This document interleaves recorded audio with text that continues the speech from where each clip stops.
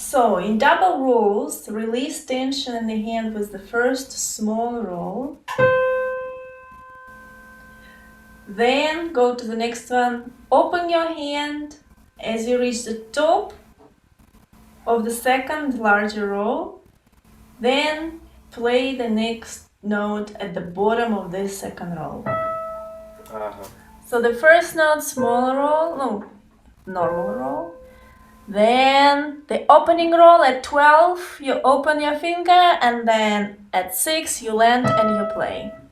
So, boom, boom. This tempo. Here you go. And this first roll really helps to create the momentum. And now if I'm actually imagining forte and I'm playing with arm weight, okay. And here it goes. Very powerful here, but nothing is strained here. No hand exists there. And with just one roll, also possible, but starting with one roll might push you to tense your hand a little. So this first little roll helps. Take one interval do re and imagine it in 6 different types of dynamic and play it in pianissimo, piano, mezzo forte, forte and fortissimo. Let's see.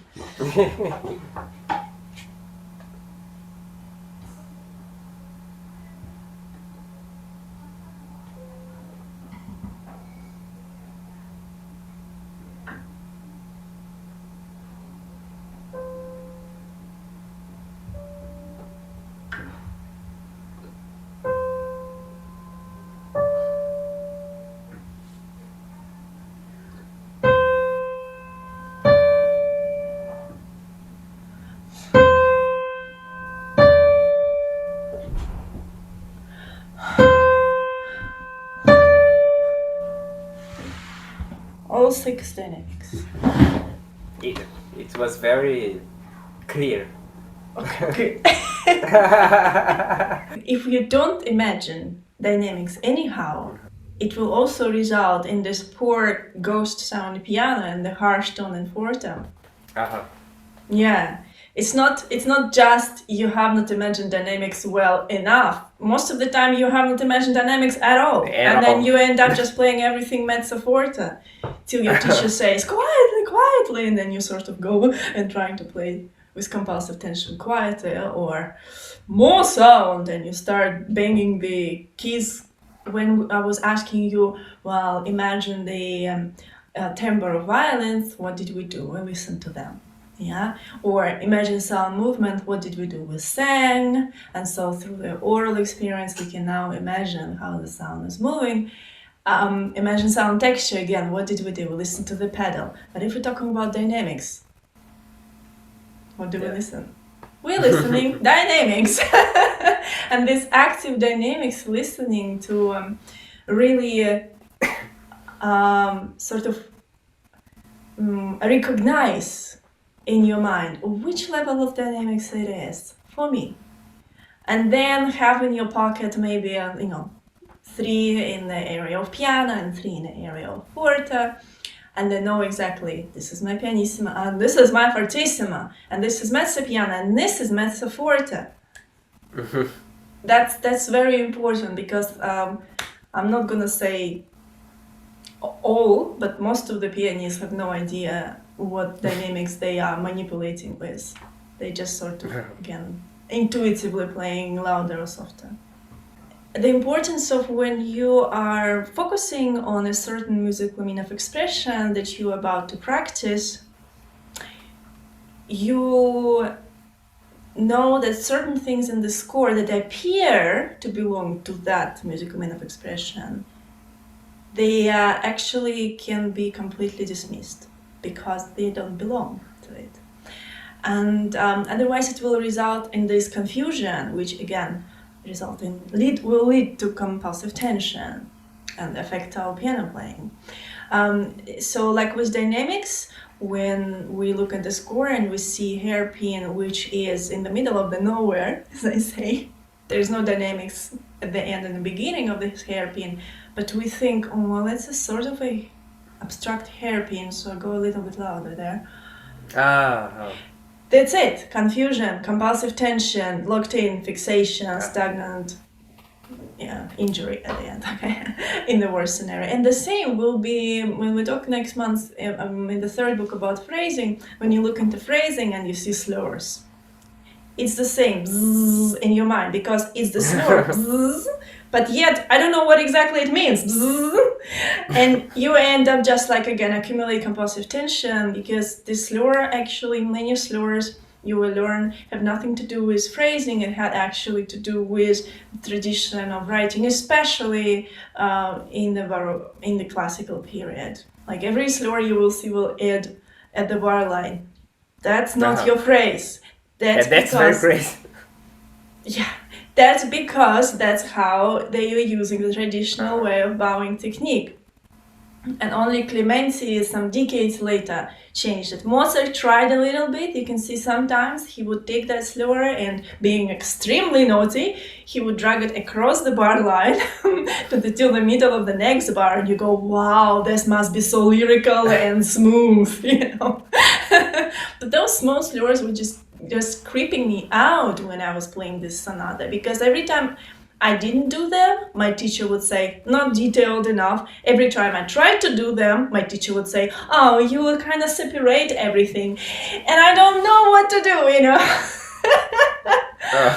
So it's a little bit the same here. So when you are focusing on identifying and clarifying dynamics in the score, just know that certain things like hairpins, which is in the middle of the nowhere, can be completely dismissed because it has nothing to do with your dynamics. What I do usually on this step, I work with my score, and I think when I thought further, it was not very clear, so he thought he can actually come back to the score and completely rewrite dynamics and create dynamics as he wanted.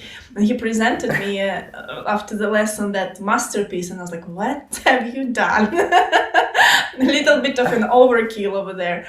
But you see, the idea here is to actually just clarify dynamics. So, for example, coming back to those hairpins, when I see them on the score, I will just scratch them.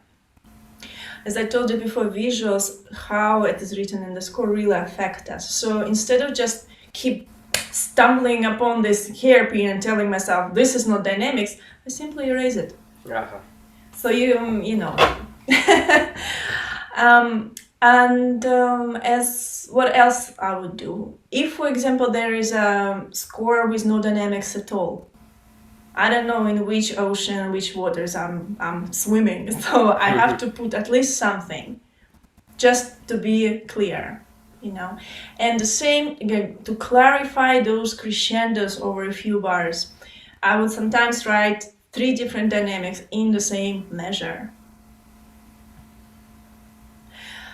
Because if I feel that it's not clear, then again, it will result in accumulated tension in my body and will affect the harshness, affect my tone in a harsh way. So writing dynamics is only flow clarification. Add or erase. That's all you need to do. Now I understand perfectly. So the idea is that that's kind of obvious, but that we always are in a dynamic. Always. Like we always in harmony. Play. We always play in a dynamic. I think I never thought about dynamics. Right? Never. Because now I understand that I never play with dynamics actively. Never. That's very interesting. You're not alone. You're not alone, my friend. Yeah. Let's start with the piano first. It is important to mention that when you imagine the piano, we're not shrinking or compressing the sound in our mind. Because if you start shrinking, you will lose control. You want to relax fully in that piano when you play it with your hand. The more your hand is relaxed, the more it has a healthy tension, the better your control will be. And with the forte, the common mistake is not to imagine it loud enough. Very often I ask my students, okay, imagine forte.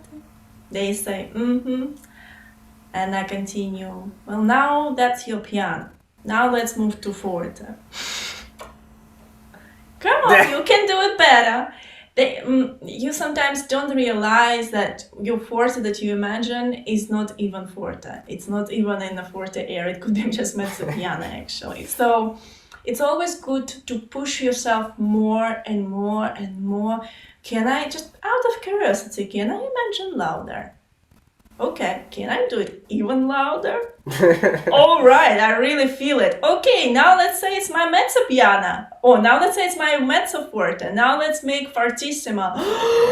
You know, when you looked at me when I mentally practice dynamics in the score, when I'm noticing myself, when I imagine forte, my eyes go like that. Because that's the energy. It's really huge sound I imagine in my mind. And so the best way, when the students say, okay, well, I did my forte, my best, I say, all right, let's now check. And then I ask to sing your forte. And they go, oh, I say, all right, that's your proof. Come back, imagine it louder. So yeah, that's why in the video I sort of gave a good example of the standard of the forte. Oh, yeah. And of course, when you're doing it with arm weight, it's easier. If I only ask you to do it through intonation, just with the effort of your vocal cords, you can damage it and it will come out harsh. But with the arm weight, it's absolutely possible to have good forte. I used to forget there is the sound movement is always present. So you are imagining all the dynamics and the sound movement has to be present in all of them. Always remember sandwich. First layer of bread, sound texture. Then goes salad, harmony. Then goes cheese, dynamics. And on top, we're putting another slice of bread. That's your sound movement. Especially if you lose sound movement with forte.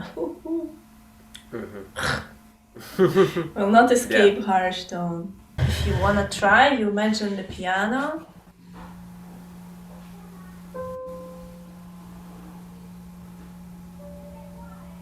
And you will not lift your fingers. If you do piano correctly, then there will be no space between the key and the fingertip.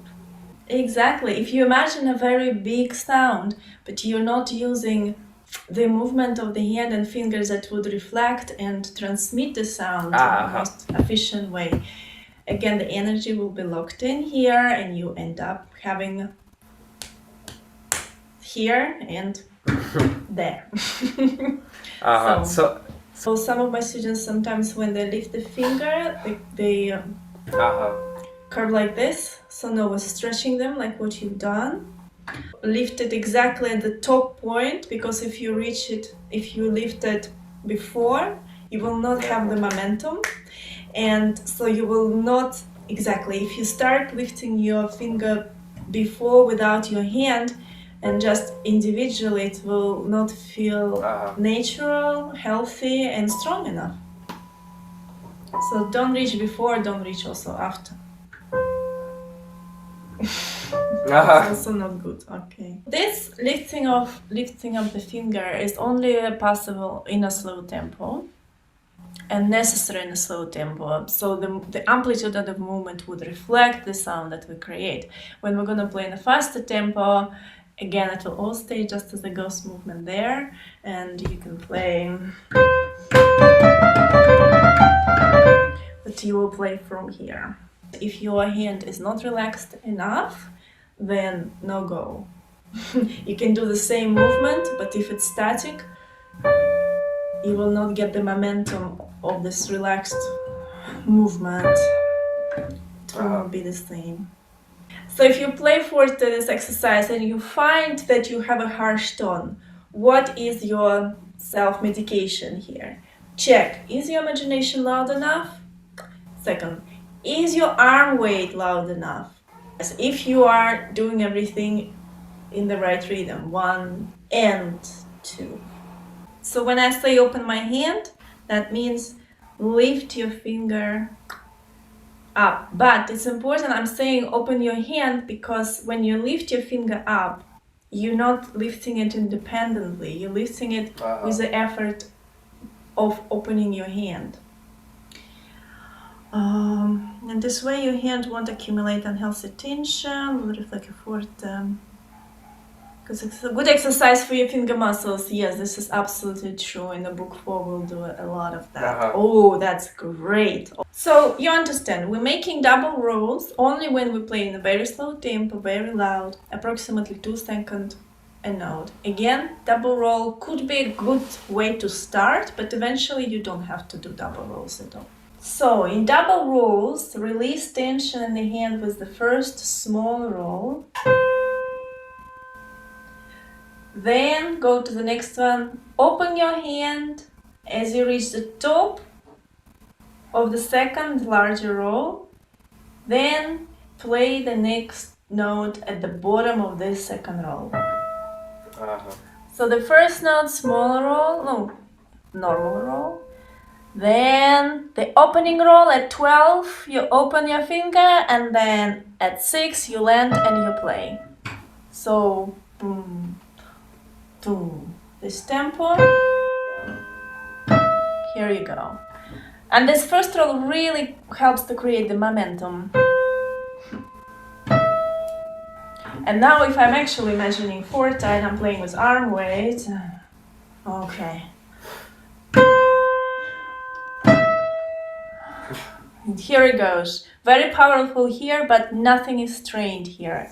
No hand exists there. And with just one roll, also possible, but starting with one roll might push you to tense your hand a little. So this first little roll helps. In both rolls and swing, it helps to count.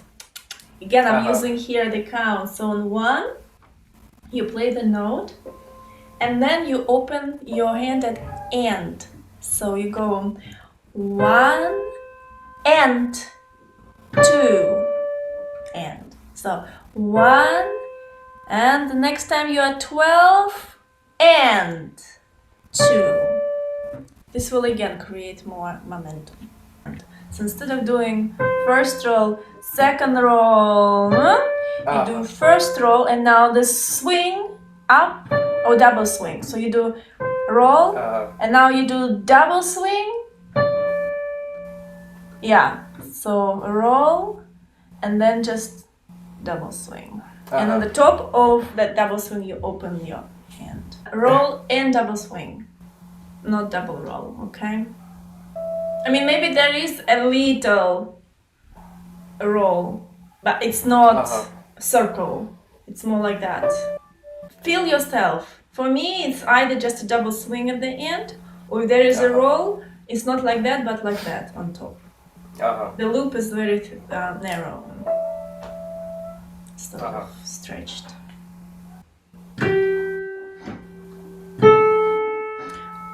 I played with just one roll. So eventually, if you get a hang on just on doing roll and then double swing, then try just to do it with the roll. At 12 you open and then you play. Sort of going to be a slower roll, but this is also correct. 1 and 2. This is very good. And this is a perfect combination of relaxed hand and then open and activate the right impulses in your palm just for a moment and then relax again. And this is combination gives you a healthy tension. Yes, when you do this movement, just a movement, it looks absolutely ridiculous and it doesn't feel right. Because this movement is there to convey a different idea than piano. So it doesn't match, it doesn't reflect what you want to say. So it will not feel right. It will feel like trying a loose clothes on you, So to make it fit, you really need to create correct energy. So now when you're going to imagine the note, those two notes with sound texture, really big sound movement and glissando between them, and then you're gonna express it through arm weight and intonation, that movement will look and feel completely different. It will feel fit.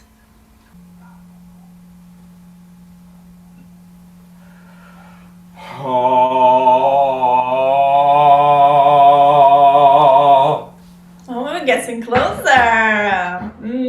I can hear Ivanka Donov here. Come on. Let's do a little bit more and then you can play.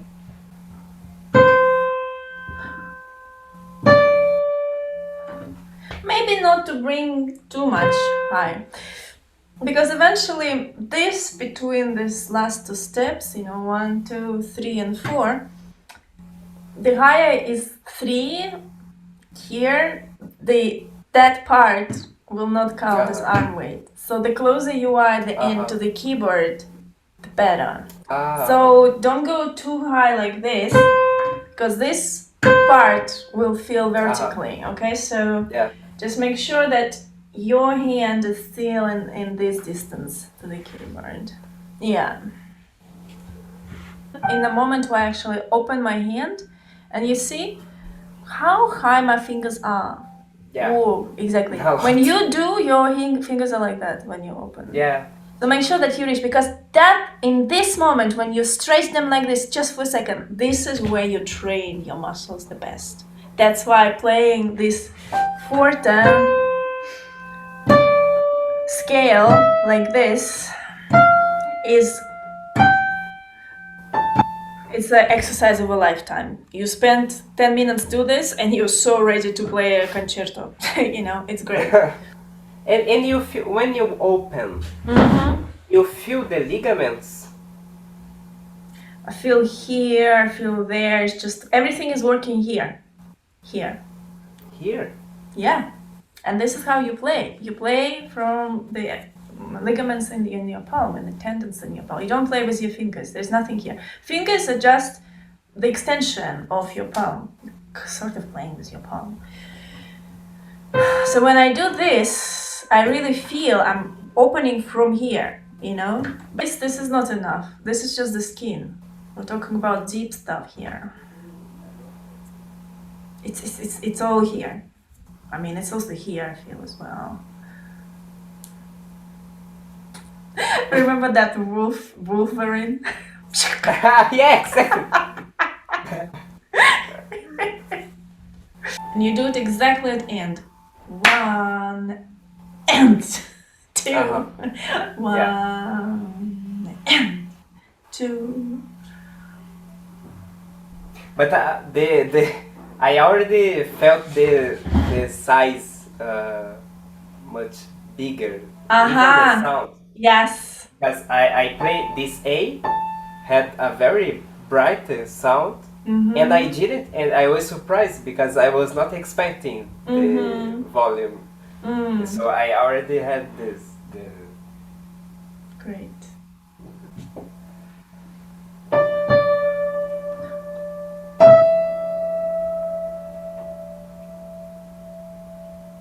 You see how I finished my second note? My hand is just resting there. It doesn't go like that.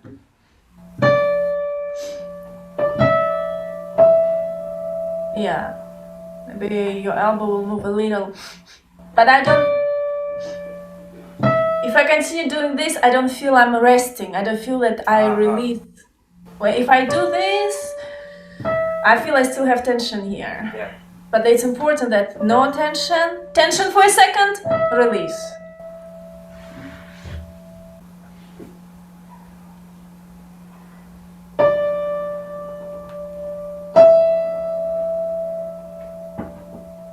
I think now you do everything correctly. Okay, let's talk about double swing. In double swing, open your hand as you reach the top of the first swing and play the note at the bottom of the second swing. Let's see. So let's imagine that one is to the left, one is to the right. First swing. Open your hands and reach the top of the first swing and play the note at the bottom of the second swing. So it's basically we're talking about the second part of what we've just done. So we're not doing the roll, but now just that last swing. And the same principle, count 1 and then imagine very loud second note 2. And stay there with your hand.